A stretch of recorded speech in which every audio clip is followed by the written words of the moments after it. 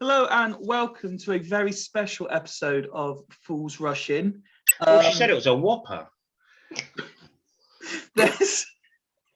There's not been any official announcement regarding the new Swindon manager or anything, so it was ample timing for an episode that we've been looking to do for a long time, looking into mental health and supporting people and the importance of talking.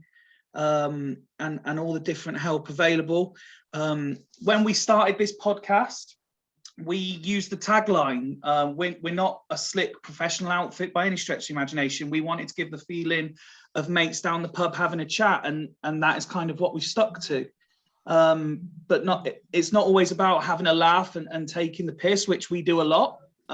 It's important to, when you are with your mates, have a serious conversation. And the sort of pleasantness about the group that we've got at Fools Rush In is a lot of us actually did meet up for the first time as mates at various pubs in Swindon and, share a laugh and a drink with each other. But we've also had times on and off camera where we spoke about serious stuff.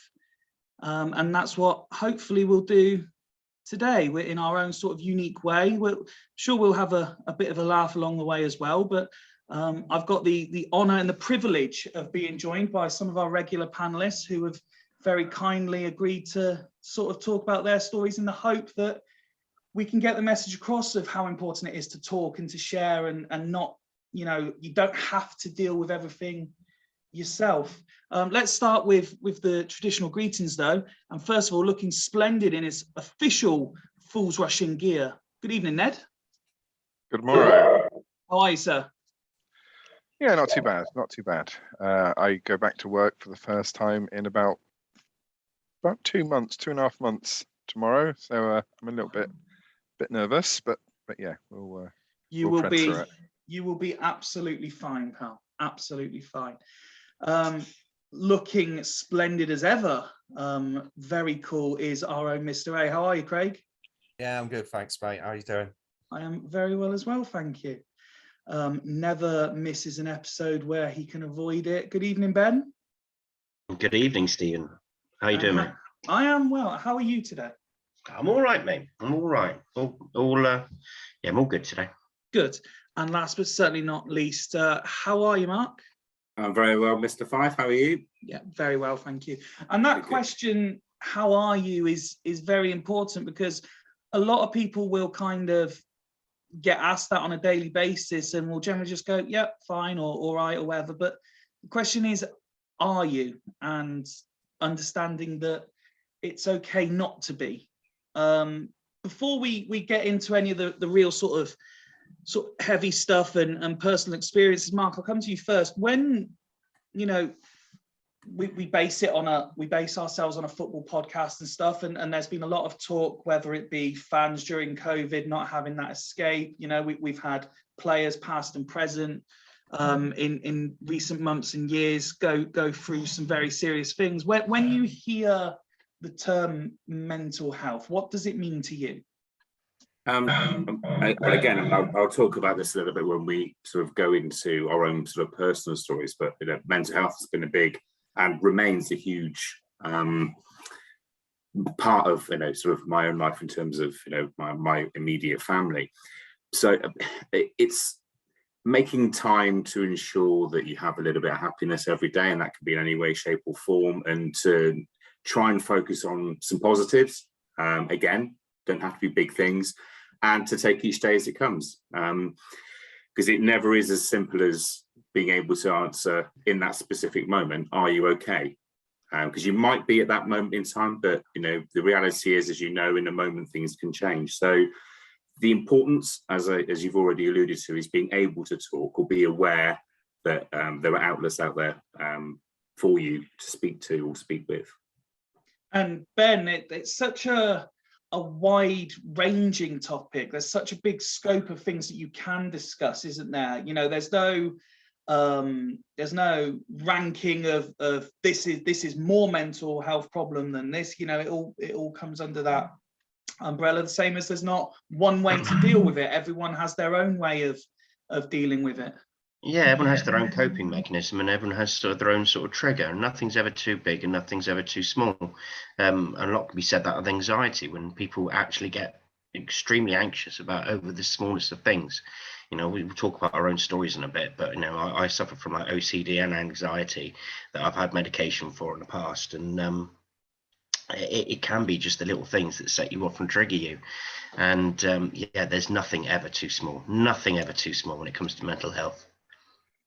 And Craig, obviously, a lot of the focus on this will probably be geared towards men's mental health, mainly because the main demographic, as proven by the stats of who watches and listens to our episodes, is generally males. Obviously, our panel is male dominated, but we do have a lot of female listeners as well, and the message has to go out to them. This isn't purely about us trying to get more men to talk. It's equally important for women as well.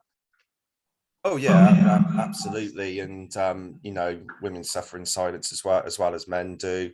Probably more so when they're, you know, victims of domestic violence and stuff like that. So, and obviously that would have a, you know, traumatic effect on their mental health. It's one of those things. It's hard because sort of when it comes to things like you know, suicide, 6,000 people a year die by suicide, and 3/4 of them are men.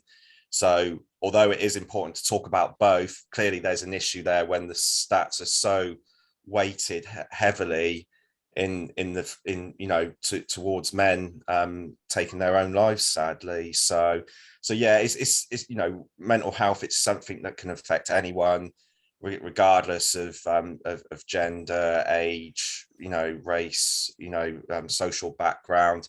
You know, this is a football podcast, and quite often professional footballers are, you know, pilloried for you know, if they come out and say that they've got mental health issues because of how much money they're on. You know, we get, especially in the Premiership, you've got millionaires and stuff, and if they're going through a hard time, sometimes it's difficult to for some people to have sympathy with them just because of their money, because of the money they're on. But just like with anyone from any walk of life, they're human beings as well, and we've seen it many years over the last few years with, you know, people with, you know, who are famous and have money, and some people might feel, well, why are you sad, why are you down and everything, but and they've gone and taken their own lives. So yeah, it's, you know, it's all about human beings at the end of the day. Anyone can suffer from a mental health issue. 1 in 4 in this country will suffer from a mental health issue. So it affects everyone, because chances are there'll be someone in your own life, someone close to you, who is going through it. So it is, mental health is something that is relevant to everyone, I think. And the thing, Ned, that a lot of people not necessarily forget, but that they focus on the subject in hand. And by subject, I mean the person going through whatever their trouble is at that period of time in their life. But it's the external effects as well, isn't it? It's never just that one person. I mean, it's the people who love that person. You know, it's their friends, it's their family, it's the people that know them as well, that are affected in their own way by what's going on to that person. Absolutely, you know, huge effects to family. When you think about children, you know, massive effects. I mean, obviously, I know we're going to go on to our own little bits in a little while, but you know, like, you know, when you're at your very lowest and you think, you know, I can't speak to anyone about this, or, you know, this subject. I wouldn't want to bring shame on anyone or anything along those lines. And, you know, if someone was to commit suicide, then, you know, as you say, that it's the rippling effect is massive. It's children, it's friends, it's family, it's work colleagues, it's absolutely everyone. And simply, you know, because I know someone who's, you know, very close to me at the moment, who's going through a similar experience, and it's very difficult to get the message through to them that just by speaking to someone open and honest and candidly about their situation, their feelings, you know, this can really turn things around. And, you know, hopefully, you know, people watching the pod today, even if it's just one person who, you know, worked up the courage to speak to someone will be absolutely incredible. I would absolutely love it. But it's just, you know, I've been through stuff. I know that other people on the pod have been through stuff, and you know, there is always something that can be done about the situation, no matter how dire you feel that situation is. Just, yeah, sorry, I've gone a bit off subject there, but yeah. No, not at all. So many people. It's not just you. It's not just your direct family. It's everyone. Everyone gets affected, and everyone will be there for you.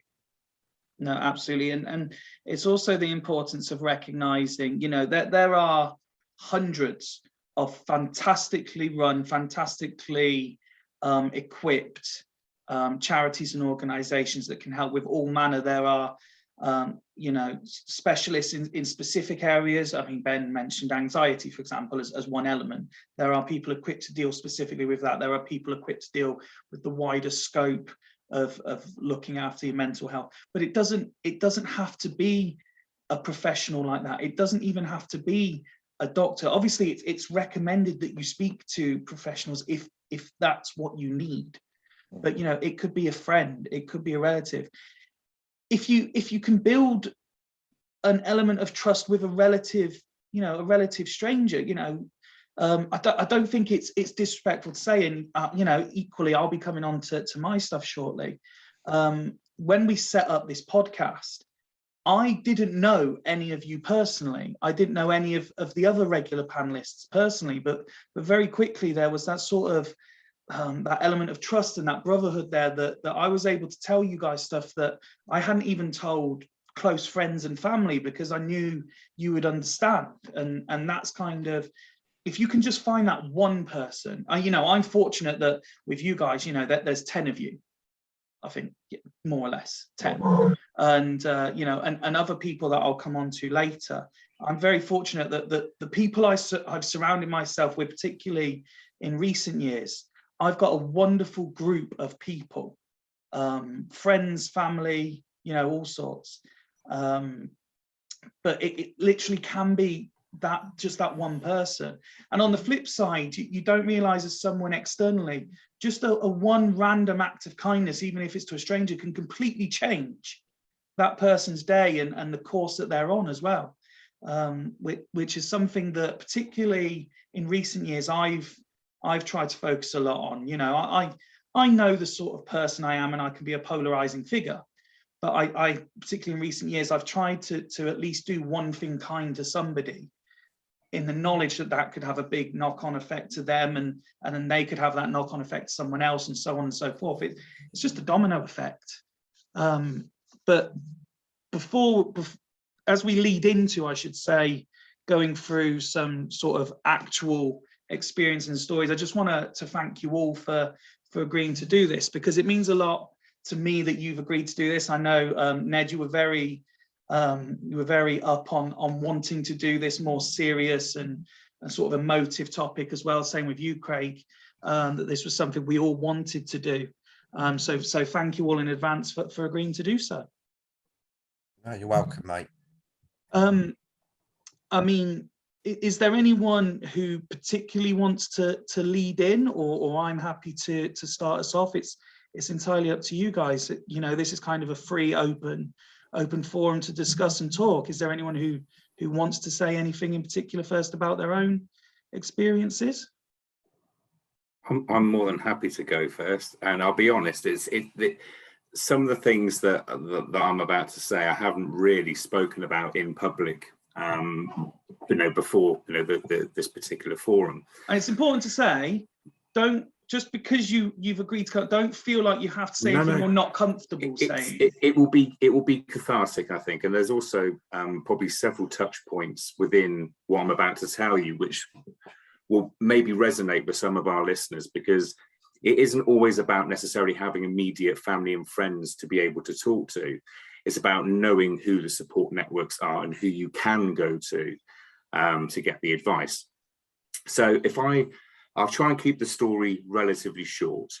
If I go right back to my early 20s, I actually had a nervous breakdown. I couldn't see the woods for the trees.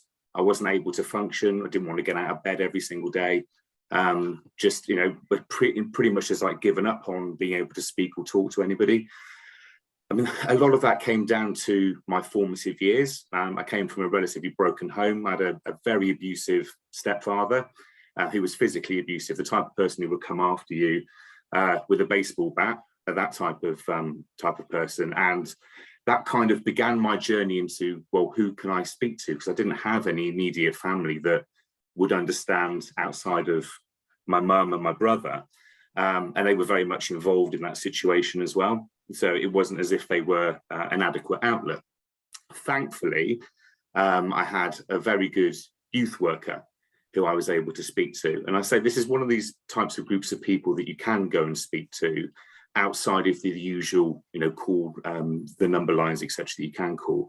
And his name was Richard and his wife was Debbie.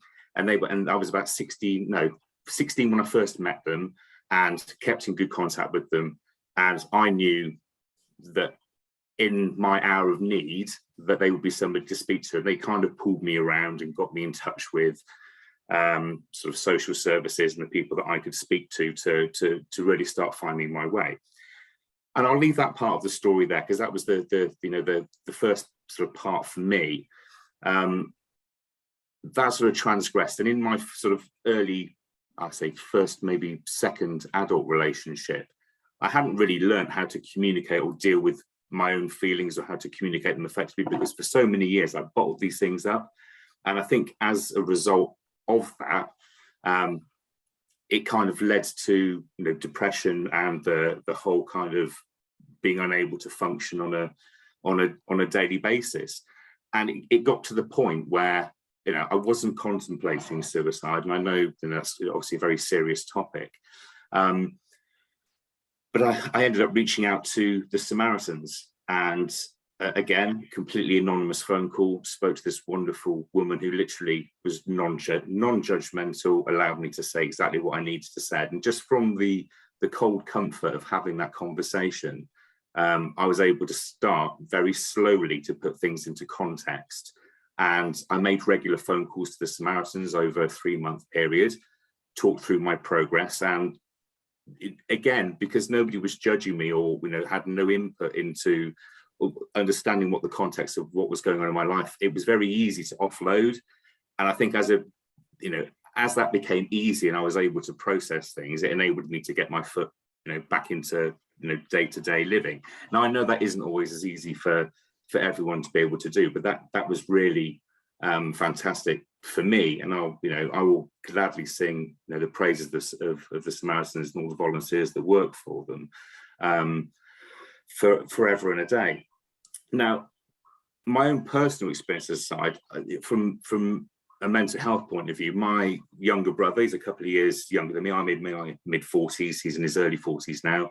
Has been a schizophrenic or diagnosed schizophrenic for about 25 years or so. And obviously that was a very difficult process to go through and understand, particularly in the very early stages where the psychosis and that side of thing was developing.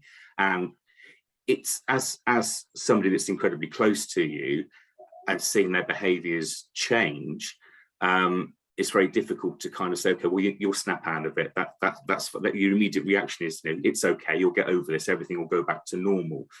And it's that perception of what normal actually is. And, what's normal for me is not going to be normal for any of you guys. We all function on a very different basis. And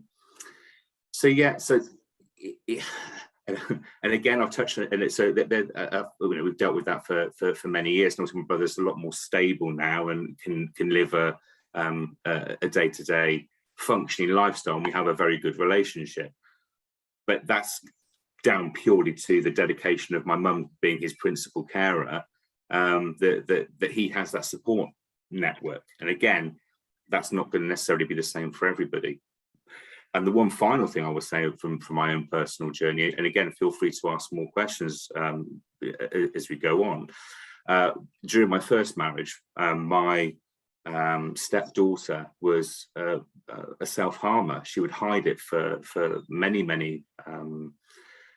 months, and we didn't realize that this was actually going on until unfortunately one day she got a knife and she she slipped down her arm and she had to go into hospital and had stitches. She lost some of the mobility in the arm. It was a big shock to her.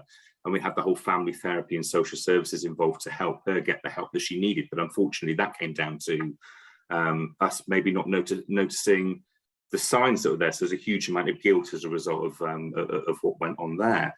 And then the final point, my mum's late husband, who passed away last November, his eldest son committed suicide 5 years ago.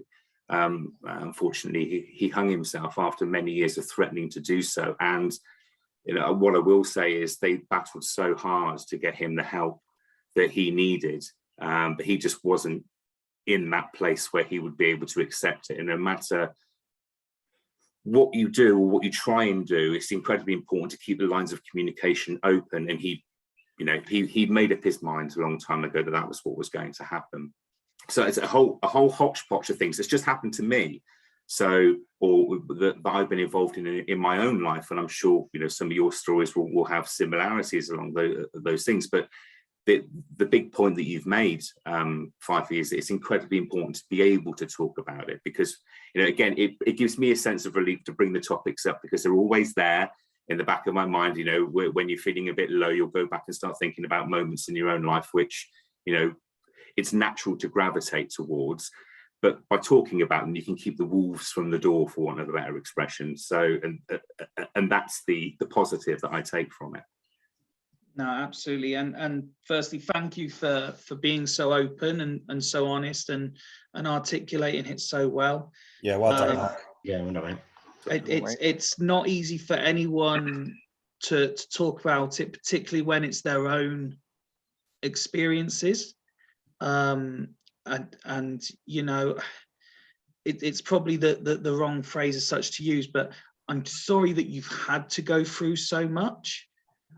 But the fact that you have says a lot about you as a person, and the fact that you are open to discussing it in the way you have is really special and a unique trait that sadly not a lot of people are able to access.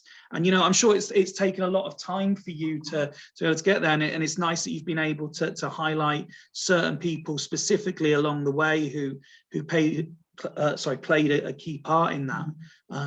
So thank you very much for doing so. Thank you. Yeah, and I think it's just the important thing is it's being able to talk 100%, having it doesn't matter who it is, but someone that's prepared to listen to you talking. For me personally, well, actually, before I come on to that, did any of you guys have anything else you wanted to sort of speak to Mark about the stories that he's already risen, or did you just want to sort of carry on and flow naturally? Well, I think with just basically with what Mark's said, and there's a whole sort of with mental health illnesses there. Unfortunately, through his own experiences, he's covered quite a big spectrum there of different conditions and things like that. And I'd like to think that anybody watching this some of that might resonate with them, and seeing Mark speaking so openly and calmly and eloquently about it, that would give them the confidence to be able to talk to somebody who might, like we say, is suffering in silence. So yeah, well done, Mark. That was amazing. Might not be the operative word, yeah, but that's the only one I can think of. Yeah. No, thank you. The one thing that I was gonna sort of go on about a little from what you're saying is the guilt thing, and I think that's a real big thing which a lot of people suffer with. Probably 99 times out of 100 it's actually not them. They shouldn't feel guilty because it's not their fault, but obviously when situations happen like Mark said, obviously it wasn't any of yours fault, but you had that sort of feeling at the back of your mind thinking, well, if only I did notice this, or if only I was more careful about that. But these are the kind of things which so many people suffer from. But speaking to having counseling sessions, helps to iron out a lot of these sort of problems, and take a bit of the strain off your off yourself, and sort of just by talking about that type of thing is a really good it's a really good sort of method of because I know that speaking to like a friend or a member of the family will always say, oh, it's not your fault, it's not your fault, but having someone neutral there and just letting you express your feelings, it's so important, and it's such a relief. They say about problem shared is a problem halved, but yeah, I mean that's massive. If anyone suffered from that, then I would certainly suggest counselling as a real good step to.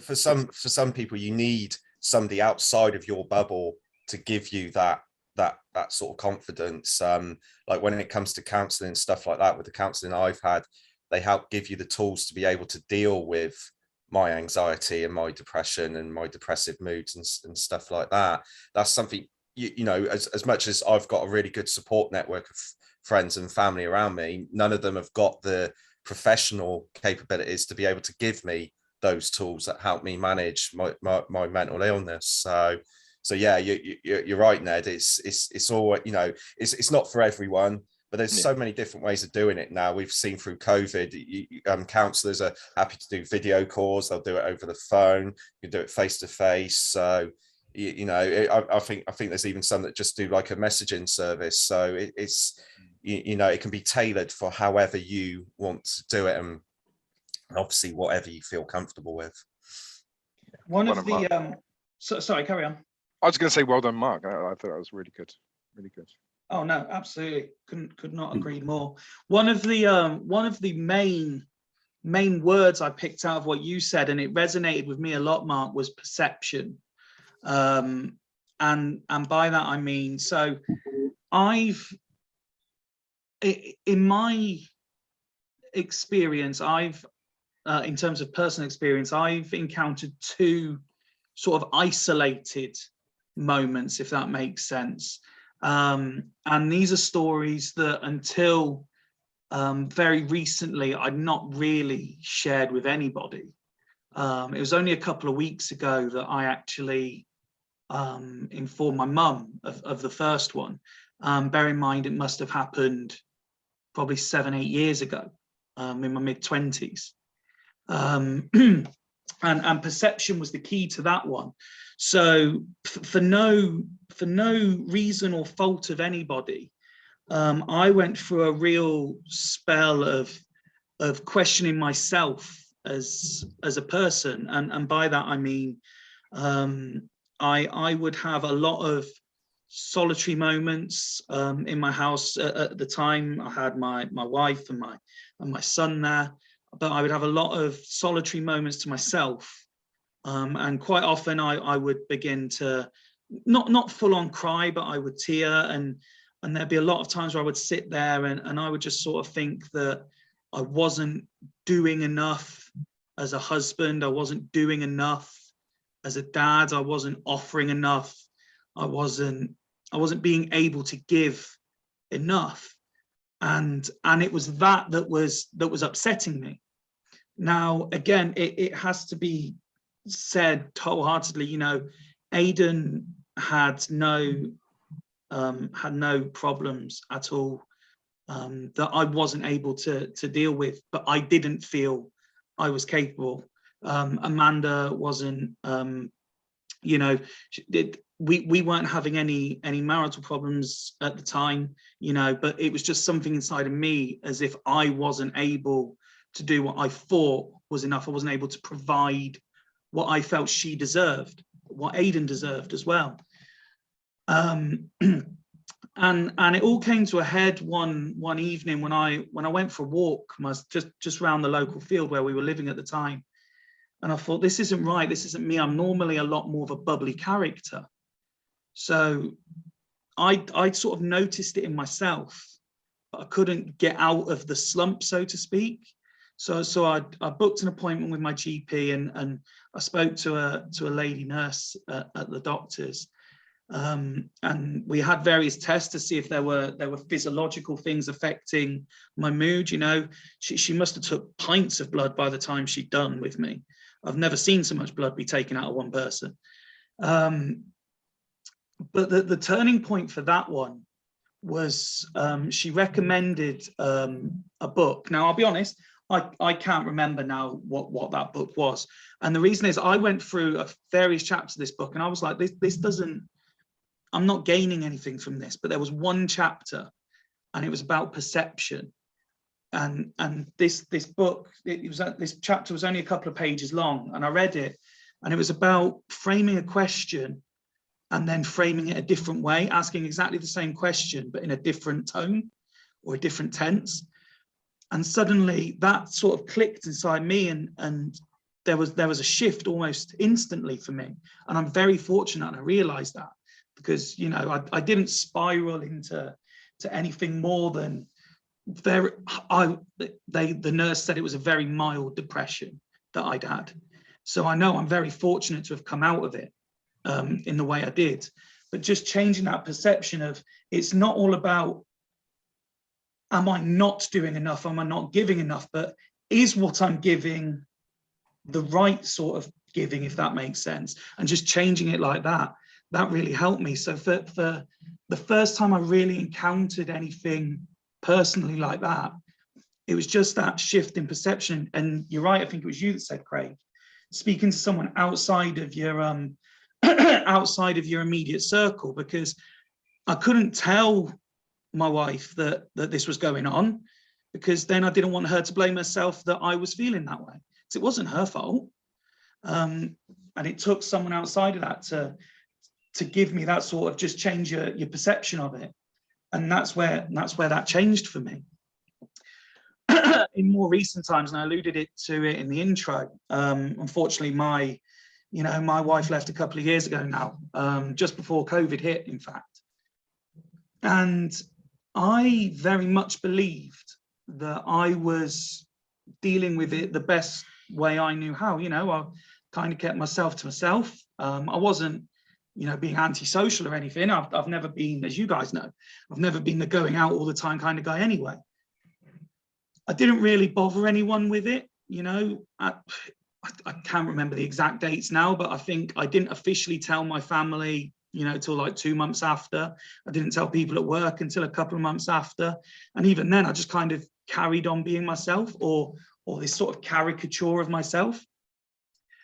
And then it was only, we started this podcast, and I also started doing a stream that I still do now, with a group of like-minded fans of the old Champ Manager game. And I got very fortunate that I've got some really good people at work that I connected to quite quickly, particularly some new people that joined my team.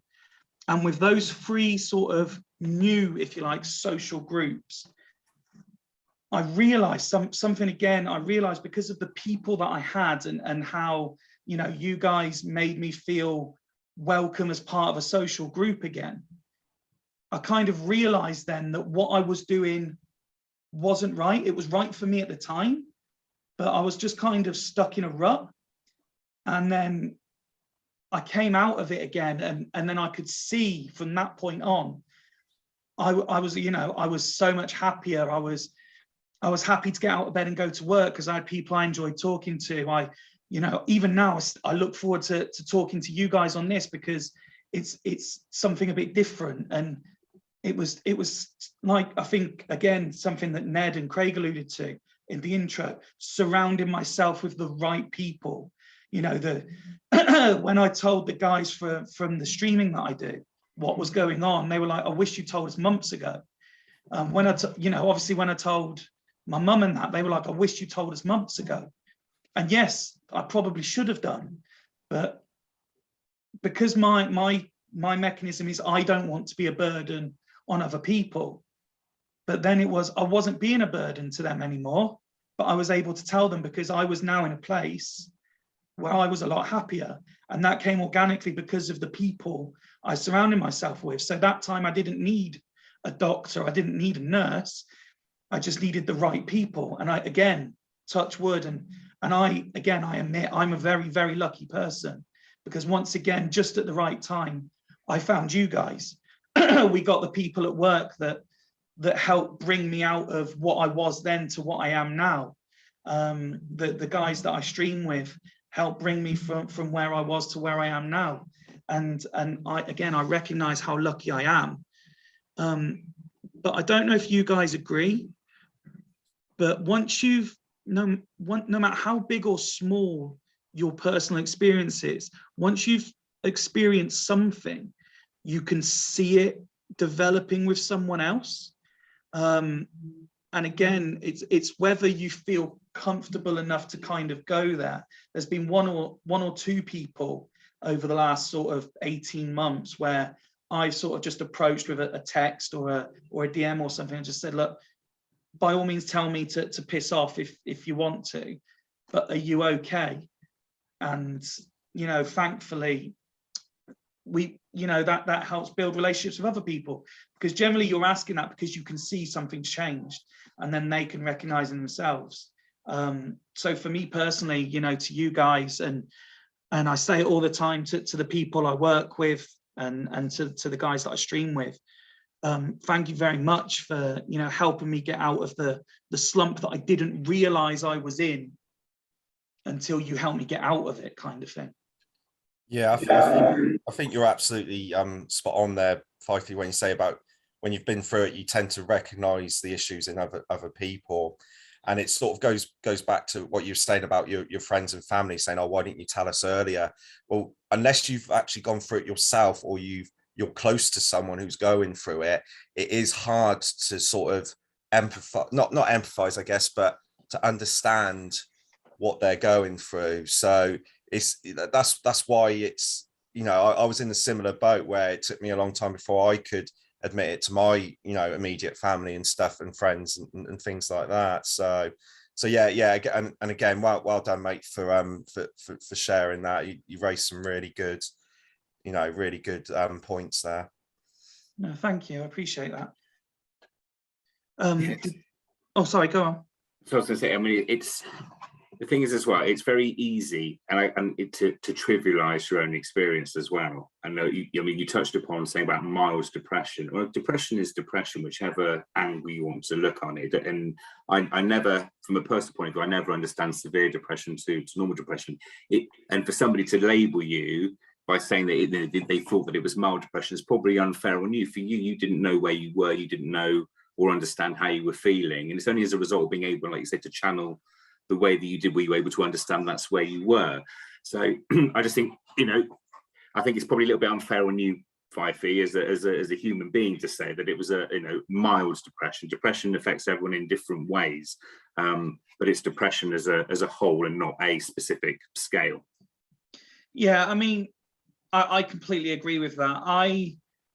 I would tend to label it mild as well myself, because I know there are people who, again, I reiterate, I'm very lucky. You know, there are people who suffer with it a lot more than I ever have, and hopefully ever will. And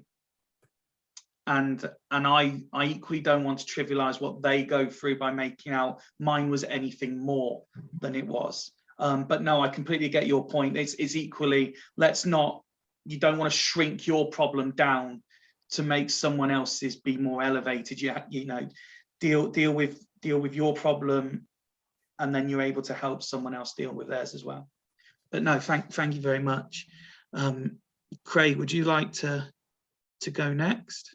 Yeah, sure. Yeah, I mean, I was diagnosed with depression and anxiety 8 years ago, but I think I've probably suffered with it for most of my adult life. Sort of like the first time it probably really reared its head was with my first wife before my eldest child was born. We had she was pregnant, and we had a stillbirth at full term.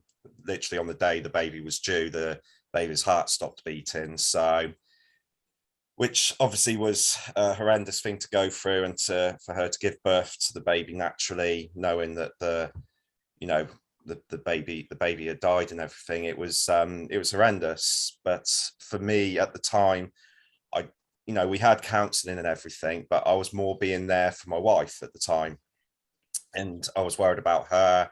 because she was self-harming and naturally blaming herself, even though there was no, it was just, you know, there was no cause for it and everything. And I sort of look back on that time and I think I was so focusing on her and worried about her and everything. I could have gone back to work after a couple of months, but I was so worried about her well-being and what she would do that it took me a while before I could go back to work and start having some normality.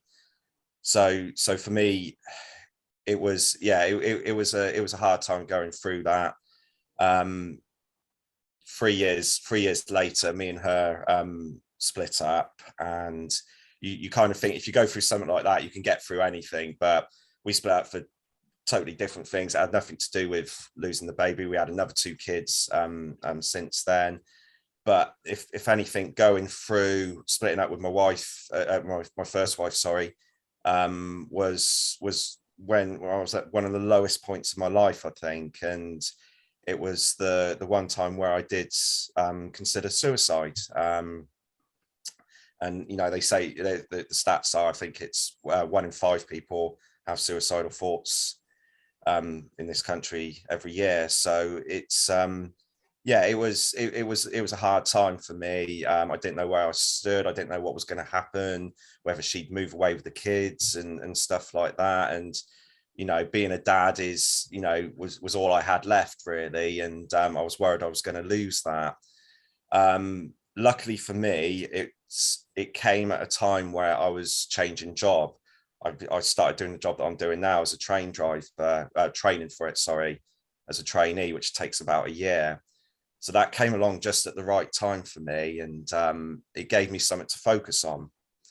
And again, sort of similar to you, I wasn't telling everyone what was going on. I'd had about 6 months of hell leading up to me and my wife splitting up, and but I never told anyone. I kept it in and everything, and then afterwards, it was sort of similar to what you were saying when I basically unloaded on everyone, and they were like, "Why didn't you tell us?" You know, and all this and everything.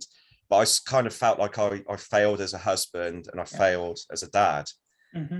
And so yeah, it was hard, but the job saved me. I've got to be honest, and I've said this to everyone. I'm quite open about my mental health and my depression and anxiety. The job did save me, I think, and gave me something to focus on. And the job is something to this day for me. It's my sanctuary away from my mental health problems. Being a train driver, I'm not going to bore people into it. But it's so you're so mentally focused on what's going on when you're actually driving the trains. And I'm also an instructor. I teach trainees.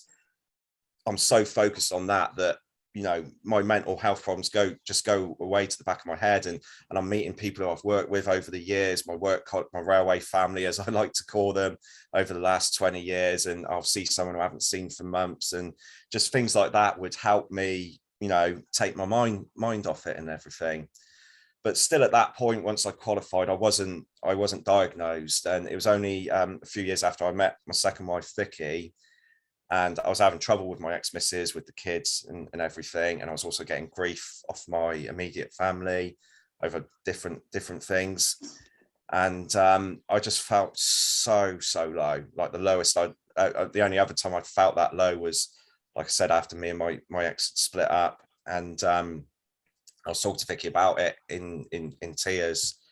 And she said to me, she just simply said, "Do you think you might have depression?" And it never even occurred to me that I've had that, you know, that I had that at the time, or even throughout my working life. And when she said it, it just made so much sense. So the first thing I did was made an appointment to the doctors. I got myself signed off. So at the time, I didn't want to, I wanted to carry on working for the reasons I just stated there.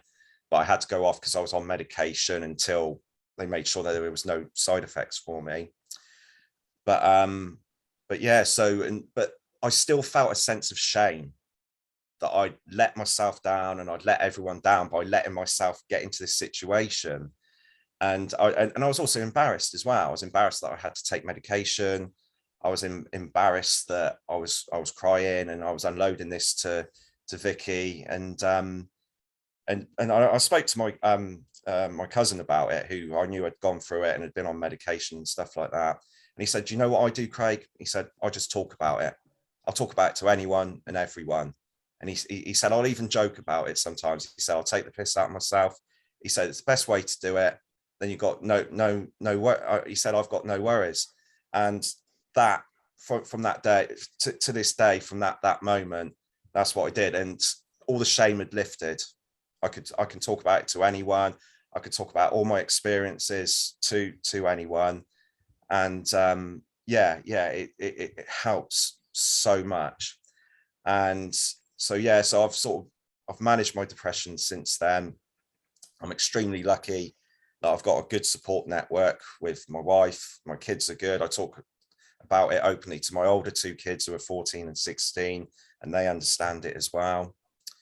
My work are really good, very, very supportive. They offer counselling services, which I have taken up.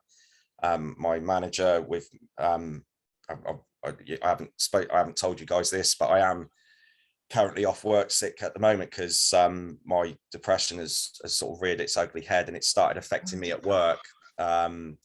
So I had to, obviously with the job I do, I can't be working while I'm feeling this way and it's affecting me at work. I have a responsibility to make sure I take myself out of the situation. So I'm actually, it's funny enough, Ned was saying earlier he's going back to work tomorrow after a couple of months, and now it's my turn to be off. But I'm hoping that within about a month's time I'll be able to come back. I'm going to start counselling again, and part of it, which is sort of worrying about money as well, as sort of, which I'm sure it's probably the same for a lot of people in this country. It wasn't the main thing that triggered, but it was a combination of things that built on top. But so I've sort of put a plan together where I'm rearranging my finances and stuff like that. And like I said, I'm doing the counselling, and having a plan in place, I think, has helped. I remember speaking to a counsellor many years ago, and they said, asking me what the things I was worried about, and I was worried about things that I couldn't control. And he said, well, why don't you focus on the things that you can control? So that's what I did. I can control whether I'll go to a counselling session or not. So that's what I've done. I've put myself in for counselling and restructuring my finances as well. And so that's what I'm doing. I'm hoping to get back. There's light at the end of the tunnel for the first time in a couple of months, to be honest. And I am going on a bit long, but not at all. But one of the things that frustrates me is there's not always a reason for it. Because as you guys know, I got married 2 months ago. I'm happy in my marriage. I'm happy in my relationship with Vicky. It's as good as it's ever been. I've got 4 great kids. I've got a great job and everything. And that's the frustrating thing. I'm like, why am I feeling this way? I shouldn't be feeling this way. And it really, really frustrates me. But then that makes you feel bad. And then you get frustrated again. And it's a spiral. It's a horrendous spiral. And then the self-loathing and the low self-esteem comes in. And it's just so easy to fall down that. But like I said, I've been incredibly lucky, and you guys as well. Just having you guys, like you're saying, Fifey. We hardly knew each other, but most of us have had our own stories, and we sort of talk to each other, and we've helped each other out and everything over the last year or so. And that helps a lot. And that's basically my story. Well, again, thank you very much for sharing that. I have to say, and I don't mean this in the way that you will take it negatively. It's sad for me to hear that you're going through something again, and I genuinely wish you the very best in dealing with that in a way that I know you will, with a level of class and decorum befitting of a gentleman such as yourself. Of course, if there is anything at any time, even if it's just a phone call, obviously you know that I'm there, as I would be for any of you guys. I know that, as you said, I've had the pleasure of meeting Vicky, absolutely lovely lady. I kind of jotted down a couple of notes while you were talking to ask you about stuff. Yes. And one of the things I wanted to ask you was, when you were, if you're happy to answer it, of course, when you were talking to Vicky about it, because you said a lot of it stemmed from not necessarily stuff that was happening at the time, but maybe stuff from previous, and it was all kind of coming together. How did you find that experience, as in, because men have this habit, and whether it's stereotyped and not so much in the modern culture, possibly, but there is this stereotype that men don't like to talk.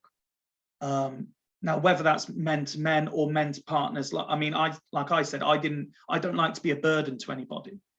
So how did you find that experience of talking to Vicky about it?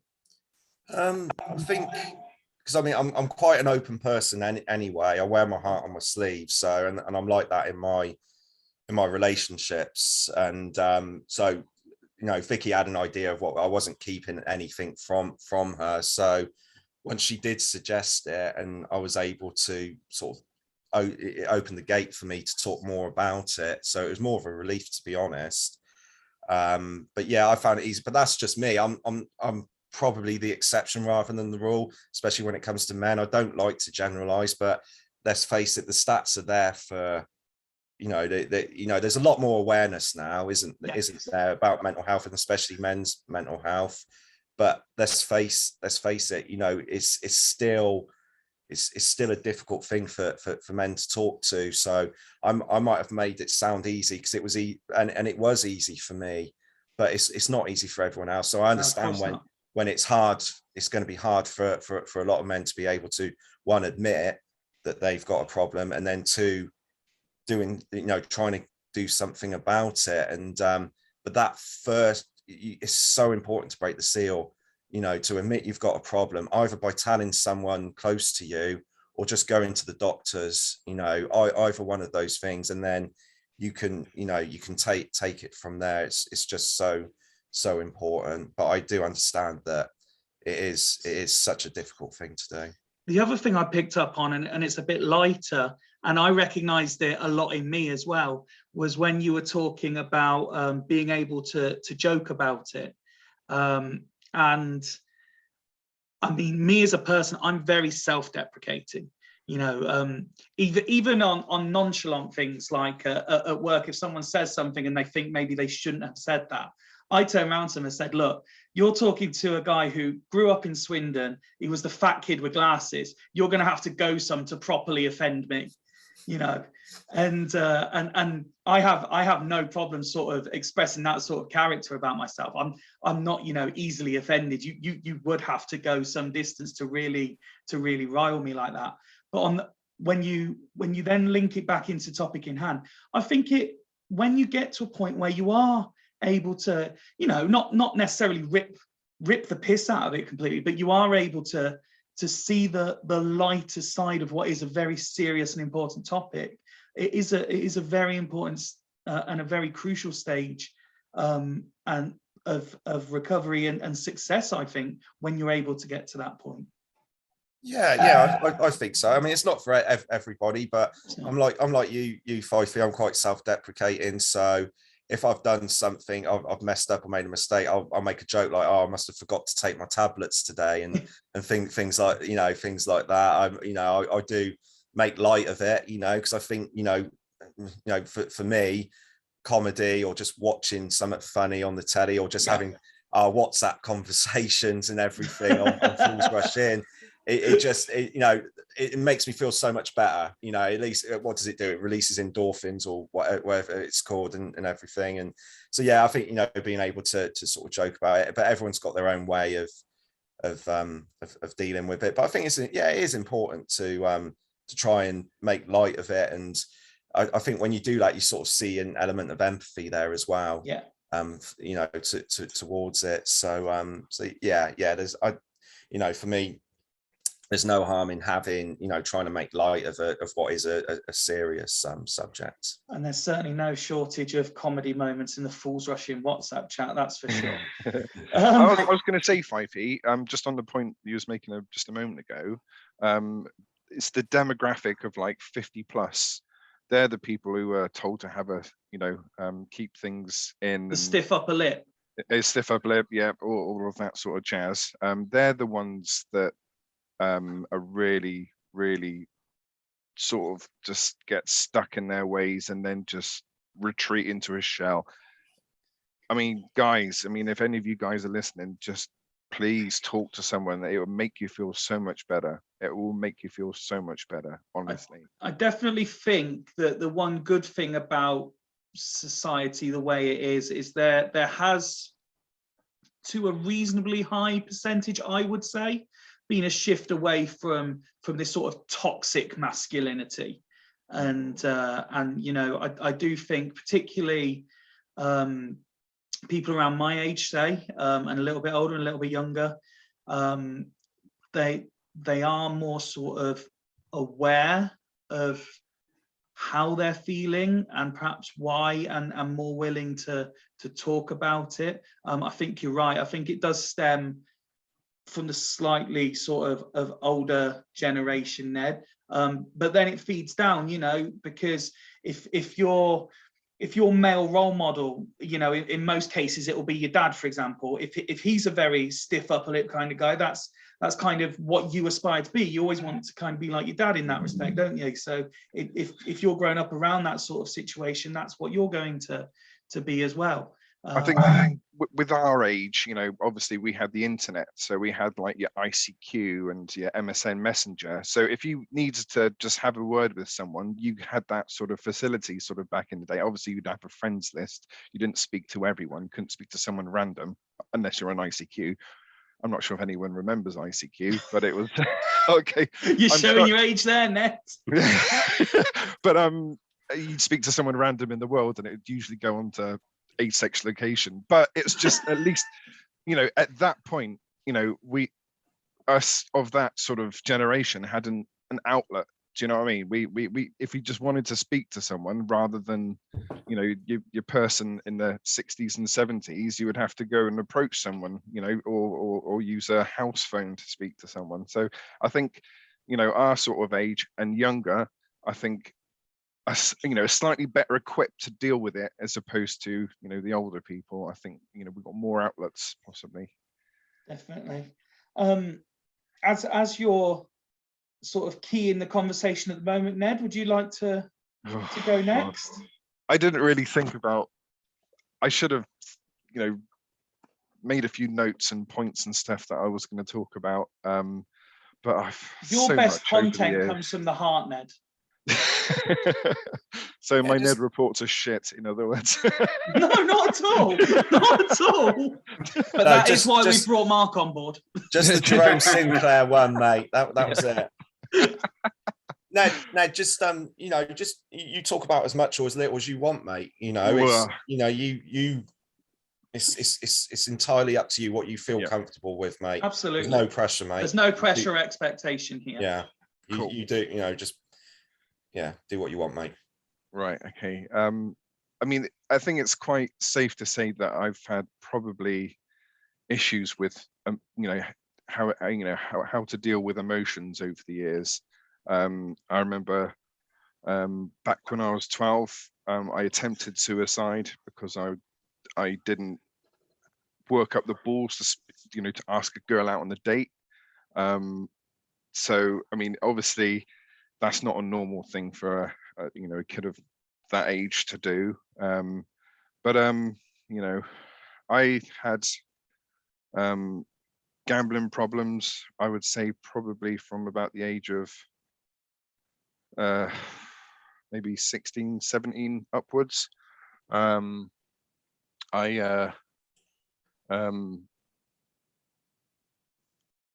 spent, you know, essentially all the money that I had, and you know,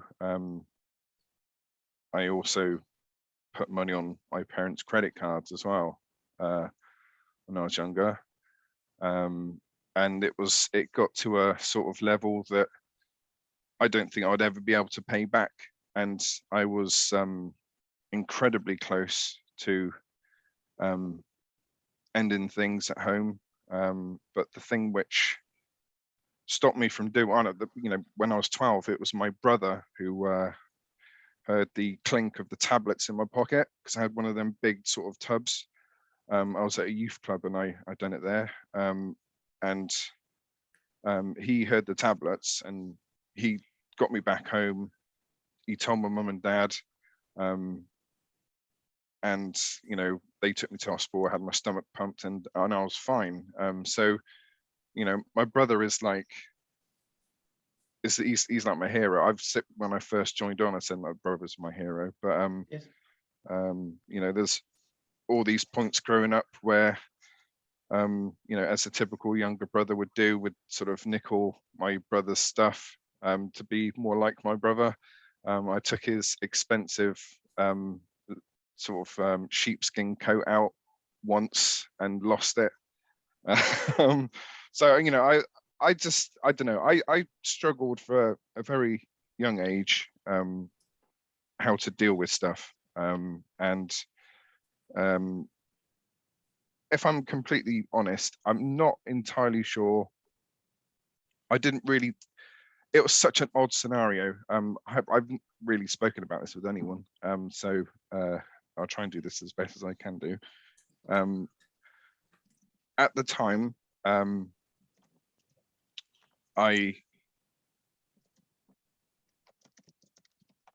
this stuff happening, all this money on online gambling, which is so dangerous, by the way. I had this weird relationship with my mum and dad where it got to the point where I was walking in, we was at Brettenham Gate and we had 2 living rooms. I was in one living room, they're in the other living room. I'd walk in the room and say, Dad, I've just won you 15 grand. And then it'd be like, oh, brilliant. And then walk back in the other room and then lose 20. And it'd be like, do you know what I mean? And it's not, it's not a real scenario. It's just like, it's numbers on the screen. I expected to be disciplined within an inch of my life, because I know if any of my kids went and put anything on my card, even if it's £1, I'd be blooming pissed off. But it was just it was a very odd scenario, and I don't know. I never had a conversation with them about it. We then moved house about a year or 2 later. In my head, I'm thinking, are they selling up because I've gambled so much money? That guilt thing that we were talking about earlier. Yeah, massive guilt. But it was, so that sort of, it just fizzled out, because, or if I'm probably completely honest, because at that point in time, again, this is not a thing that I've spoken about to, apart from maybe a few people, is I started taking drugs at that point. But yeah, that's probably why it fizzled out. And also, I didn't go online anymore, if that makes any sense. I didn't have the facility to be able to do that, taking one of the key things away and preventing me from doing it. But many years elapsed. My dad passed away. I got married, had 2 kids, and then my dad passed away. And then my mum had Alzheimer's.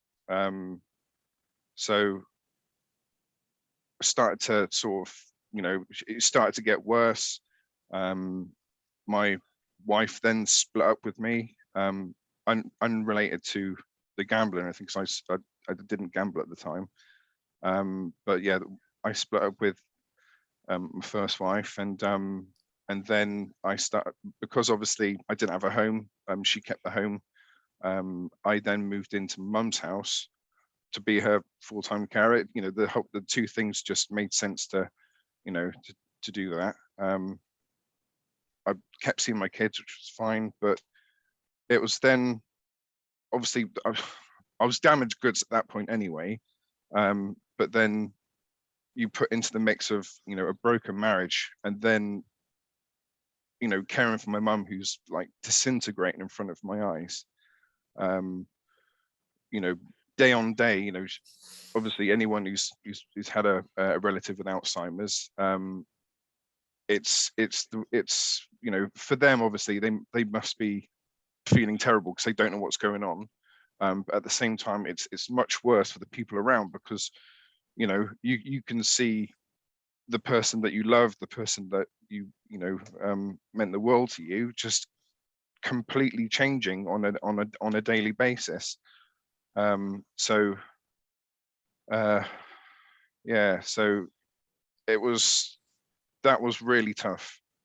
That was really tough, and I was very close at that point again to finishing things, because, you know, all my posts on social media was all black and white stuff. You know, I just, you know, but the only thing that sort of got me through that was really my kids, and my brother. And, you know, I had another relationship similar to Craig. Well, not similar to Craig, it's a bit too much, but she fell pregnant and she lost her baby, and then we split up pretty much immediately after that happened, because she couldn't deal with it. She really struggled, and we lived quite a distance away from each other as well. But yeah, so there's so many things that just went awry. You know, my mum went into a nursing home then for 6 years. But yeah, so when she went into the home, I then started to get a home by myself, and I was just so lonely. Just so lonely, and just, I don't know, it felt really awkward. It felt really, you know, the only friends I had were the people that I'd be going out with. You know, my brother was obviously amazing. My uncle Jeff was amazing, with you know, looking out for me. But there was just no one there. I didn't have anyone to talk to. But yeah, we got through it. That's the main thing. I then started a relationship with my current wife. My I do that as well, so Ned. far. Current. Yeah. Vicky's my current wife, so don't worry about it. And you know, I for some reason started gambling again, and it didn't never get to how bad it was previously, but it was taking up all the spare cash, any spare cash that I had. You know, obviously paying for food and bills and everything else. All the spare cash was going on gambling, and, you know, sort of I kept that under wraps for a while. And then Rachel found some emails saying about, you know, you owe money here, you owe money there. And you know, that was the best thing that happened to me, because, you know, she gave me an ultimatum, and I, you know, she, you know, her and my kids just mean the world to me. So I know that I had to do something about it at that point. So I went to GA, and GA was such a massive help. Honestly, it was massive. It, you know, I, you know, started to do counseling. I went to GA, you know, sharing the problems, just, you know, their sort of cliches, being open and honest. And the people there are all absolutely fantastic. You know, when you think about it as a thing mentioned on TV or something, you know, with all these happy clappy people and all that sort of stuff, it's not like that at all. You know, they're real. You share your experiences. You know, you think, actually, you know, my situation isn't the worst here, you know. So they haven't gambled for a year, you know, and you think, oh my God, you know, I've got so much hope here. And you know, you get a buzz from being there. And going to GA and counseling was just such a weight off my shoulders. And it gave me the strength, you know, it gave me all the tools in my armory to stop doing it. I don't think my sole problem is gambling. I think I've got quite an addictive personality. And there's a lot of people who have this addictive personality, and it's a, you know, it's a major problem, because, you know, you might not gamble, but then you might start drinking excessively, or, you know, taking drugs excessively. I haven't taken drugs of any description for probably 10, 15 years, I'd say, probably 10, 15 years, something like that. But you know, I've got GA and counselling to thank for that, because honestly, without them, you know, you know, Rachel would have left me if I was. She was pregnant with our first, and she saw that I gambled, so it was quite late in the pregnancy. It's about 7 months, something like that. I had to go and live in a bedsit to prove, you know, and then not gamble, to prove that, you know, I'm serious about the relationship. You know, I can do it, and I did. And you know, those several months were so difficult, not being around her, you know, like the person who was like really my biggest help in giving up as well. I'm sorry, I've said about GA and and counselling, but the wife as well. She was absolutely incredible, and you know, she's been wonderful. She suffers with her own mental health issues, but she's been so good, really understanding, you know, having that structure of that sort of just gets you through it, you know. There's loads more stuff to it which I haven't added on, but would need a 6-hour pod in order to sort of get everything out in the open. But honestly, what you've shared already, and I thought exactly the same with Craig and with Mark. I could see as you were talking that, you know, it was affecting you in a certain way, sort of reliving the experiences, as you were saying. It was, you know, it's very brave and courageous to tell these stories. And the one thing that I hope that there isn't when you do look back at these things is I hope when you are able to tell these stories, you don't feel any sort of shame or anything like that, because yes, it might not be nice to think that you've done this or you've done that, but these experiences have made you who you are today. And let's face it, we all love Ned. Ned is a legend, and whether that's Ned the character or whether that's, you know, Paul, you know, that we love and respect you for who you are, and without those experiences you wouldn't be who you are. You know, I'm listening to that and saying I'm so thankful to your brother, and I'm thankful to your wife, because I've gained a really good friend because of their actions, but it took your bravery to go through it as well, to sit here now and tell that story. So thank you. Yeah, well done, Ned. Yeah, well done, Ned. Cheers, guys. Thank you. You know, you could tell that was incredibly difficult for you to get through. You did amazing to get through that. And I think anybody watching or listening to this would have seen or heard how hard that was for you, and see you to get through it and you know, and tell your story like you did. And that was, I think people will find that inspiring, mate. Yeah, 100%. There's a lot of stuff there which I haven't said to people that I know. So no, mate, hopefully there won't be any repercussions of that. Yeah, mate, well done. You said quite, you know, there's quite a lot there that resonated with me as well, mate. And you know, you're saying about what you was going through being young and going through what you went through. I think you look at these days there's a lot more awareness in schools for children's mental health, and I know that that gets sneered at a lot in the press and in certain sections of society, but I think if you start it there, by having some sort of investment and awareness into the schools. My youngest two, their primary school, the headmistress there, she is absolutely amazing when it comes to the kids' mental health and their mental well-being.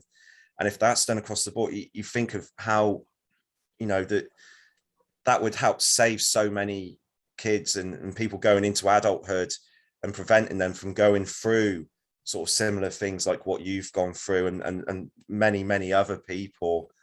So I think, your story for what you went through as a child and everything, mate, that definitely resonates with that. And I think, it was so good that you explained, that you said that part of the story as well, mate. And it is a very important point that, mental health, for want of a better phrase, problems or illness, it's not discriminative against age. It can hit any age, any gender, any skin type, any religion, anybody can suffer through one form or another. Just because you're a child, just because someone is a child, 12, 13, doesn't mean they're not going through life altering scenarios the same as someone 50, 60, 70, 80. It's just different factors are affecting those decisions and that thought process. But no, I agree with everything Craig said there. Now I'm very thankful that you felt comfortable enough with us to share that. Thank you. Yeah, cheers.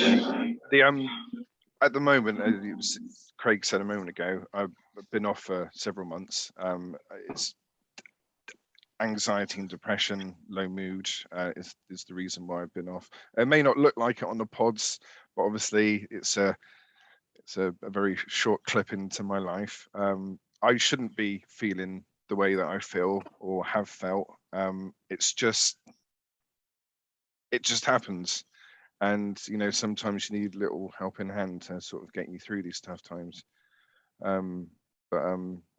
I do I do worry about it because, obviously being off for 2 months, if my manager's watching the pod, they're probably thinking, what the hell, they seem very happy laughing all the time on the pod. But it's the reason why I feel better is because of being on stuff like this and, having a good laugh and, forgetting about, whatever it is that's making me feel this way. So, thank you guys. And let's face it, anyone who can spend 2 hours a week in Ben's company is certainly going to have a laugh, that's for sure. Speaking of Ben, certainly not last and least here, you have your own story or stories you'd like to share as well. I kind of do, but I see the other guys have been so articulate and told their stories so well, and what I've been through feels to me insignificant. Of course, you can say it's not. It feels to me a little bit of the time. It's something that I still go through today. Even now, I experience with anxiety, and it manifests itself in a little bit of OCD, and I try to stare up the wall constantly with my little tics and my little issues that I have, which I hide, but I can't hide from her because she's next to me all the time. But yeah, sort of like my sort of journey started about 11 years ago when I left a job that I was quite good at and I was quite happy, but I went for something for significantly more money and something that I thought could be a good career path for other people, thought could be a good career path for me. So I was just right, take this job. So I kind of did, and it was out my way a little bit. At the time, though not a lot of people knew this, again, I'd gone through what I was in quite a bit of financial issues at the time, which is another reason why I took the money. That got worse with the job that I had, and my money sort of, when what I owed sort of got a little bit out of control. I had credit cards paying off other credit cards, and the debt just got bigger and bigger. and I lived in a kind of lifestyle that was hard to keep up. And the job that I had to keep was making me pretty miserable at the time. And there was people there that probably, well, who took enjoyment out of making my life quite hard. And yeah, I'm not going to talk about what happened in detail, great detail. No, that's fine, Ben. Yeah, because it was something I don't want to revisit, but it wasn't pleasant. And it put me in a kind of dark place. And it's something that I felt trapped. And I couldn't see a way out. And it made me quite ill. I sort of isolated myself between quite a lot of my friends. This is before I met Sarah, and I lived on my own. And I started, like Ned, I took, I was taking quite a lot of drugs at the time. And it's escapism. And my only healthy escapism was football, Swindon. You know, I always say, well, no matter what's going on in your life, on the weekend, on Saturday, 3 o'clock, there's only one thing that matters. And, you know, you meet people, you go to the football and the same faces all the time, and you can just forget. And all your troubles and everything, that's, you know, they sort of focus it on the game, and then nothing, because you'll go for this emotional journey together. And that's how come I love my football, and I'm overly attached because it's always been there since I was a kid, and it's still there now, and it always will be. But yeah, so I at the time, my family sort of like picked up on how unhappy I was, and they sort of like took me away a little bit. And my dad, who's also had mental issue before, you know, and he said, like, go see these people, go chat to these people that help. So I did, and they kind of did a bit, but I have completely opening up. I have issues, you know. I'm sort of like I pull on this wacky character sometimes, and I play on it a little bit. And but completely opening up, it's not easy. And even I found that kind of hard. I probably wasn't quite ready for it at the time. So a lot of my things manifested into anxiety. I worry about the smallest things, like handbrakes on car doors. I have to check locks, each lock in the house and the windows every single day. Little things like that. Sarah says I don't do anything useful like clean up or anything like that, but it's always like these it's small little things. I have, when I go to bed, I have a checklist of everything I have to do, and it takes about 10-15 minutes to do my nightly checks before I go to bed, you know, or like the house is going to explode in the middle of the night and that sort of thing. And that sort of still affects me now of what happened to me back then. And it's just, I don't know if it's something deeply suited, but it's just something that stayed with me from then, of how I coped and how I was getting by and how my life is now, and how it's tied in. I'm not overly sure. I left that job anyway. It's long gone. I left that job, and I did other things that actually made me a lot more happier, and I'm a lot more happier than the one I do now. It's not even nearly as well paid as it was, but you know, the debt is being managed right now. I'm still paying it, and I will be for quite a long time, but it's managed. And Sarah's brilliant. I met Sarah, obviously Freddie came along and Jack came along, and obviously, you know, things happen in your life, and your life does improve and your life does get better. So I was quite seriously low at one point, and it was really quite bad, but it is better than it was. And obviously some effects of me will stay with me for a long time, but similar to what we said to Ned, all those little quirks and all those little ticks and everything that those experiences have done to you have made you the Ben that's in front of us now. Yeah. And also, mate, you know, your story isn't insignificant in the slightest, mate. Well, yeah, it's just like, yeah, it's to every person's their own. Yeah, I mean, mental, you know, like I said earlier, mental health's a broad spectrum of things, but you know, clearly it was significant for you, mate. You know, you explain that again, like such a dark place. I literally just fell apart. I think part of your OCD is normally interrupting Ned by the sound. Yeah, no, anytime they're talking, you haven't done today. As Ned was so talking, you- it's going to sound, Yeah. sound like a right. Yeah. So sit my hands but right but in all seriousness, you know, like OCD is something that can take over people's lives, obviously, like it did for you, mate, and it can have a, you know, it can have a debilitating effect. Oh, it's horrible. It really know? is frustrating. I used to get right angry. The handbrake and stuff, I have to go back to cars 3 or 4 times just to make sure it's off. And it drives the kids mental. And I hate it. And I get so angry and frustrated. No, it's fine. And then I'm to take stupid photos just to get by. Just so I know I can switch off. And then like, I'm deleting hundreds of photos every night. It's ridiculous. But the thing is, like with Ned and Mark and Pfeiffer's story, mate, a lot of people would have listened to that, people who are probably suffering from OCD, and that will resonate with them as well, mate. So, you know, again, you know, like I said with everyone else, well done for sharing that, mate. You know, Even thanks half for drunk, that. I turned Pfeiffer's oven off at 2 o'clock in the morning because it burnt a hailstone.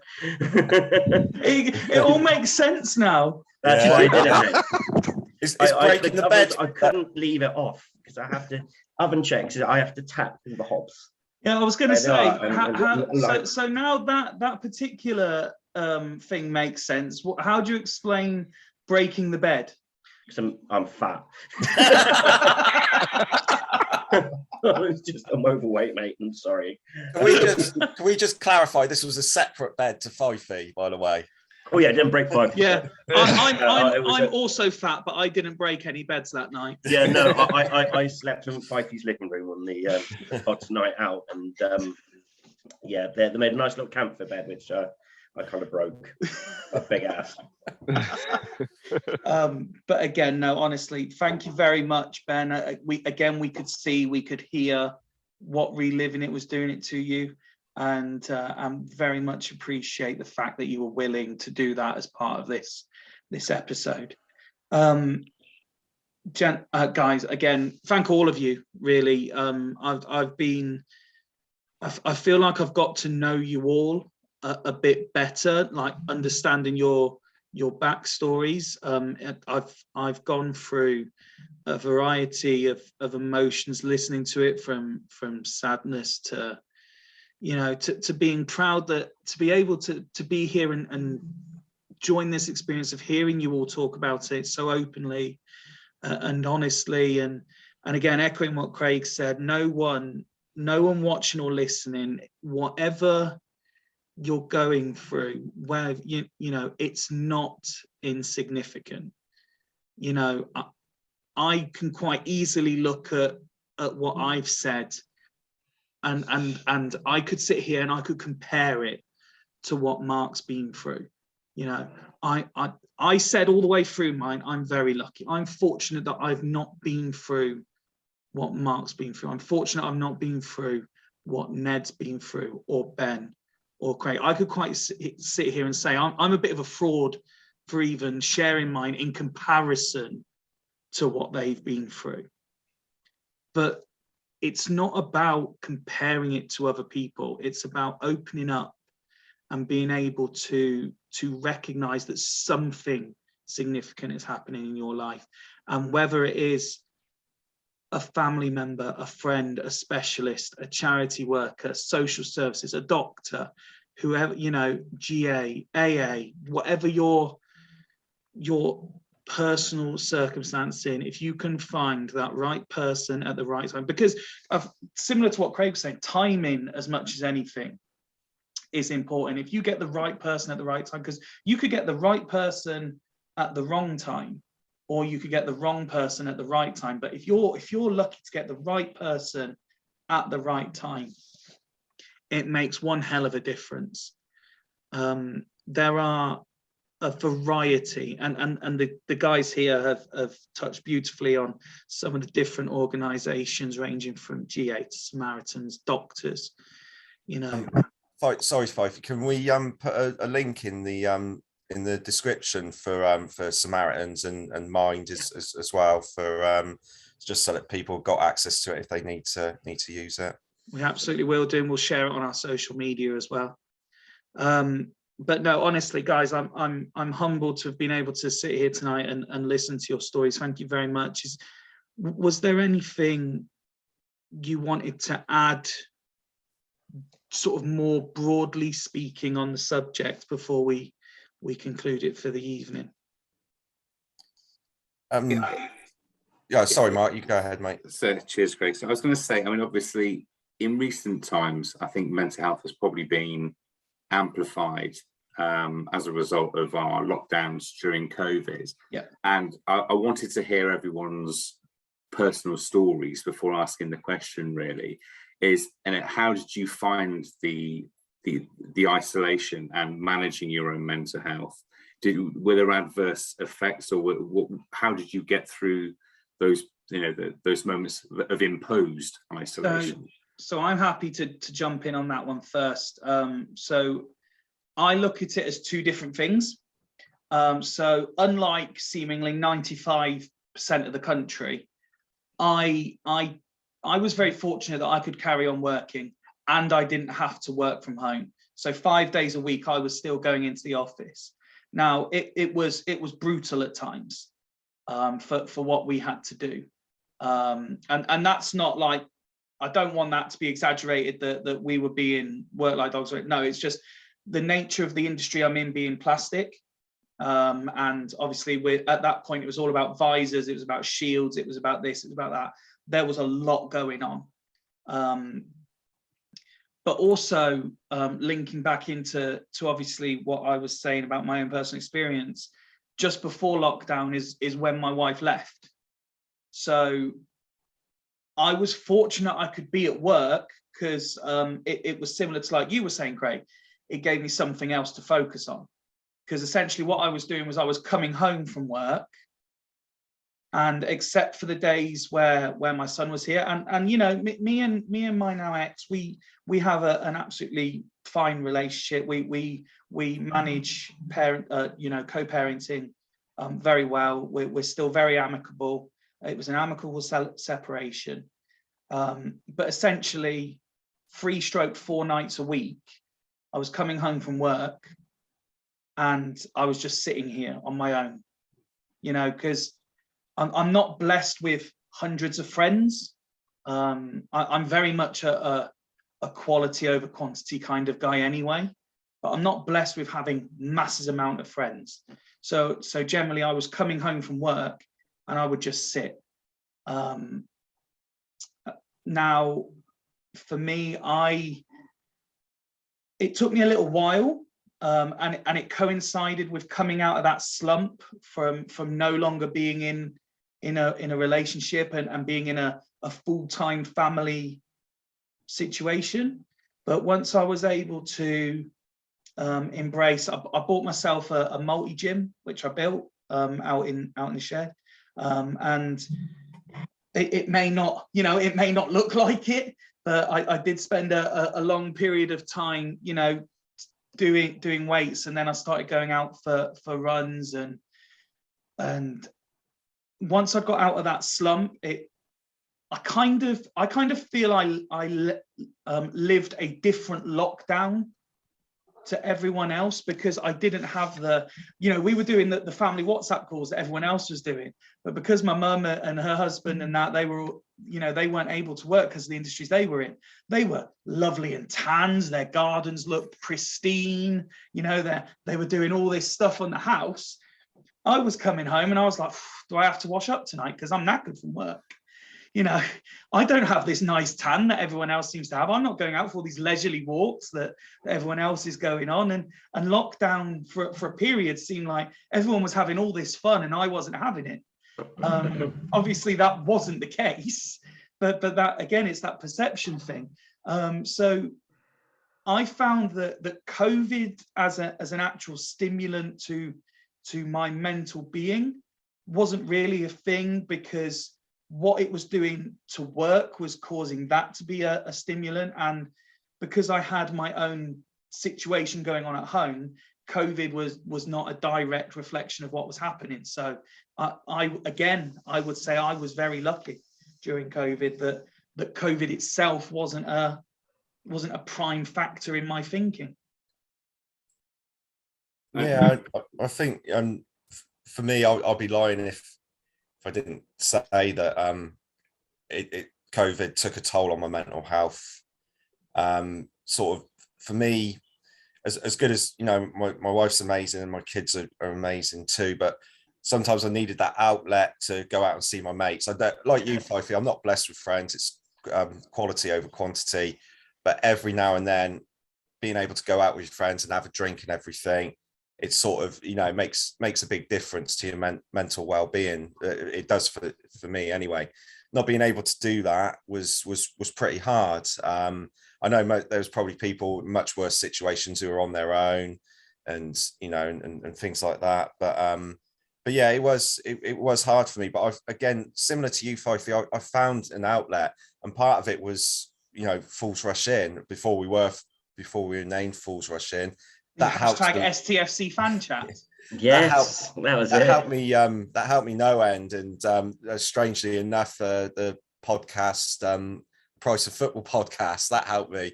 It being the geek and boring person that I am, you know, listening to that. I will not have anyone call you boring. But and again, strangely enough, COVID sort of helped stimulate me as well, because my parents hadn't been able to see their grandkids for a couple of months. So they got I've got 4 kids, so 4 of their grandkids plus my nephews, 7 of them. They're very close to them. We see them all the time and everything.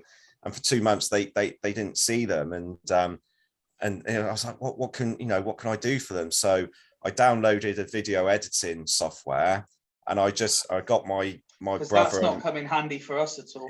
Exactly. Well, I was going to get onto that, but so I got my brother and my sister to send some photos and some videos of their kids talking and saying hello to Nanny and Granddad, and I got my kids to do the same. And I just put a little video together for it, and you know, obviously they were delighted and everything. But for me, I got so much enjoyment doing that and the whole process and learning through it and everything. And then I've brought that into our pod as well, and doing things like that. And as I've uploaded a video, funny enough, today on our WhatsApp group, which unfortunately anyone watching or listening will never be allowed to see. No, Rich is holding rights on that. We'll work on that. He got away with it the first time. He won't get away with it the second time. But just something simple like video. You know, for me, editing videos and putting them together for people to enjoy, that helped get me through lockdown. So yeah, I you know, and obviously there's going to be people, you know, who are affected, you know, but that got me over the line. I think it wasn't great going through COVID mentally, but again, just things like that helped get me through. Yeah, I was high risk myself, so again, I couldn't really leave the house at all through the COVID. So it was like having the family around was brilliant. And luckily that I was enjoying what I was doing work-wise, and I could work from home. And football pods, obviously, Fools Rush In was brilliant for me. I loved doing it. It was a little bit take your mind out, change things. The football was crap. It was therapy for the football as well, because, you know, usually people. Because obviously we would start at peak Sheridan, wouldn't we? Fucking John Sheridan to watch just to make us feel worse. Let's watch us get dicked by bloody Ipswich or whoever. Like, football pods, Fools Rush In. I got quite addicted to football pods. I still got an addicted personality. It's not the worst thing you can be addicted to. There's plenty worse, to be quite honest. But do you know what? I think I came, you know, I was quite lucky really that I've got the people around me that I do, and the kids and family get you by. Ned? Yeah, I have to say that, you know, the way that my life has panned out, I'm absolutely blessed in the sense of, you know, we've bought a house in Covenham. It's very green around Covenham, so, you know, going out for walks and stuff is lovely. We've got a garden which we utilised. We could work from home. So you were one of those people who got the nice tan? Oh no, well, I didn't get the nice tan as such, but it was just, you know, whenever I started to feel a bit, you know, oh, this is difficult, or, you know, I really, I mean, I miss seeing, you know, Rachel's family, or you know, whatever the case may be. I just thought about those people on their own in a flat. I just thought, you know, my God, you know, I cannot imagine anything worse, being stuck inside, for what seems like an eternity, on their own, no one to talk to, and all the elderly people in care homes, and so it's just, instead of feeling, this is tough, I just thought, I'm blessed, I'm so lucky. And that's the way I got through it. I've got to be honest, obviously with the pod and everything else, we had Mother Half's nan, she passed away with COVID. So that was really tough. She stayed with us for a bit as well, through the COVID times. But as I said, the thought was just, we're blessed. So it was just, think of other people, and also COVID as well, because of the unfortunate people. I think a lot more people did a lot more charity work through COVID as well, and I think that was a focus for a lot of people, was doing all this charity work. We in our area, I just remembered, we did we set up a scarecrow hunt around Covenham, which was appreciated by a lot of people because it got people out their houses and they could walk around and have a look at the scarecrows, and a lot of people took it up. So thanks to everyone in Covenham who took part in that, which was absolutely brilliant. But yeah, I think lockdown was, obviously it was torture for a lot of people, but a lot of people's mindsets changed, thinking of other people, and the charity work, and the food donations and all this sort of stuff. I think that's what got a lot of people through, is thinking of other people. Absolutely. I mean, you asked the question, Mark. How did you find it? Yeah, it was a bit difficult at first, if I'm honest, because I think I'll echo what you said, Fife, in as much as work became a massive focus. I mean, I work for an IT firm, and by trade I'm head of professional services, so I manage the developers and contractors and consultants and their time and their bookings, and 90% of our workforce were furloughed. I was not one of those that were furloughed, but obviously I had to help with the senior management of the business keep the company ticking over, and reorganize projects, etc. So from my own point of view, it was quite stressful. Work was very demanding as a result. And working in the IT industry, a lot of firms took stock of where they were. We thought we'd go quiet, but they actually went the other way. We became exceptionally busy because without their workforce in the workplace, they redesigned their infrastructure and took stock and the ability to do that. So that was incredibly hard. And dealing with people on a daily basis, when I was working in an office, and now I'm very much hybrid working, and that very much suits my own mental health. But where we were predominantly office based, you could literally go from one department to another and speak to people face to face, and suddenly having that taken away from you and having to deal with all of your day-to-day communication either via Zoom or Teams was exceptionally hard to deal with. And it probably took me a good 3 or 4 months to get out of that kind of dark place. My work environment was, the room I was in for basically 16, 17 hours a day. That was incredibly hard to deal with. But yeah, you get used to it. You do get used to it. You find, there was no commute time. I had more time with my family in the evening. So once 5 o'clock, 5:30 came, I could close my laptop down and be there as daddy, rather than having to lose that time that I wouldn't have had from commuting to and from work. So that was a huge benefit.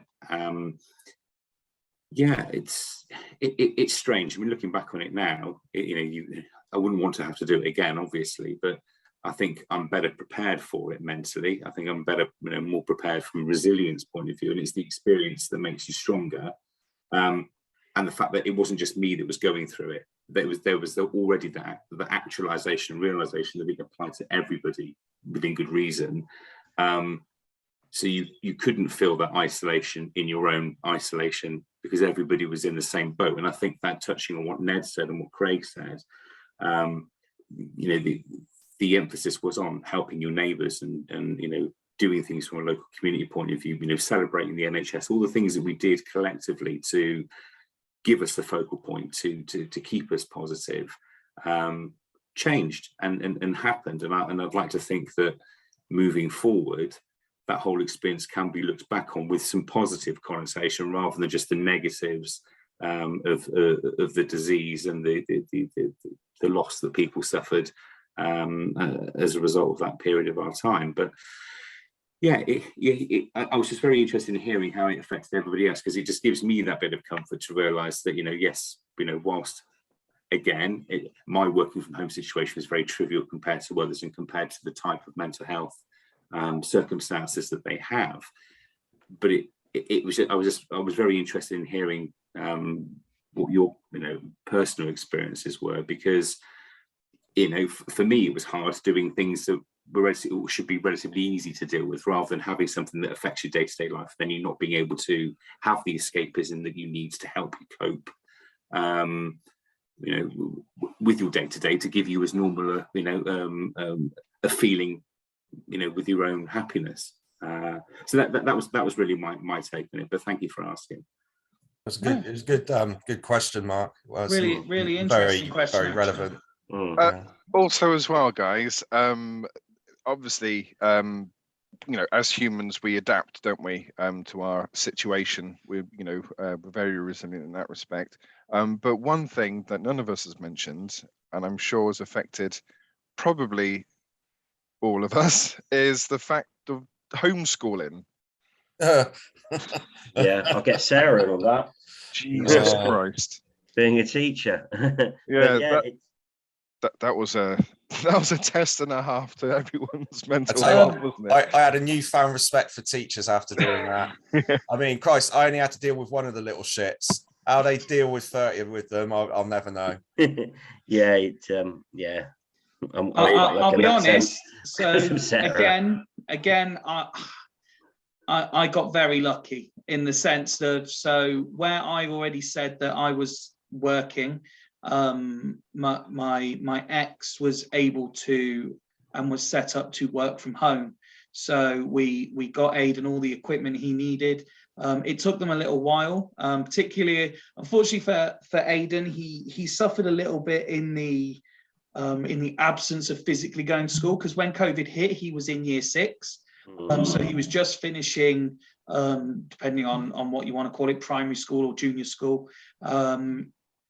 So he was just finishing year 6 when COVID hit, which means he didn't get an induction as such into year 7. He didn't get time to meet new friends. And because of our situation, which again wasn't his fault, most of his friends went to one secondary or high school.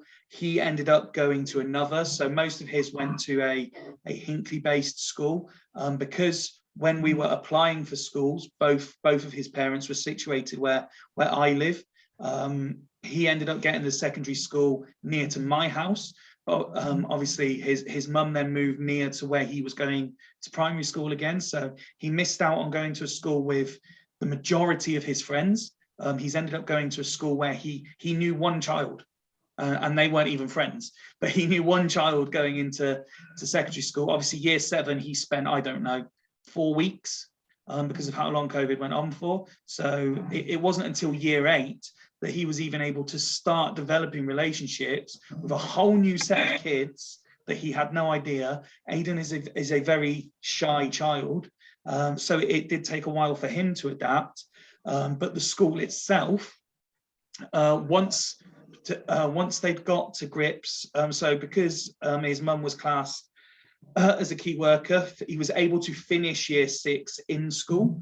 And then when it came to going to secondary or high school, it was a bit more difficult, but because she was able to work from home, he was able to do the classes at home. And then the only logistical thing was so that I was able to see him.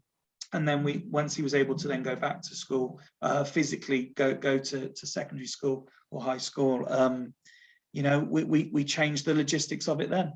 But yeah, I agree with Craig. once the schools had been able to adapt, because let's be honest, it kind of just hit everyone like that, and everyone was supposed to just change everything, whether it was work, home, you know, relationships. Everyone was just expected to change like that, and you can't do that. But once both his primary school and his secondary school had adapted to what was happening, much like Craig said, full respect to teachers who were able to put on a substantial amount of education, and a high quality version of it still as well. Yeah, yeah, much respect to everyone who homeschooling kids, and yeah, it's yeah, I couldn't have done it. Yeah, I couldn't have done it. I was lucky. I really lucky I had Sarah. Really lucky. Fools Rush In's Wag of the Year. Yeah. But no, it's all very poignant points that are being made there.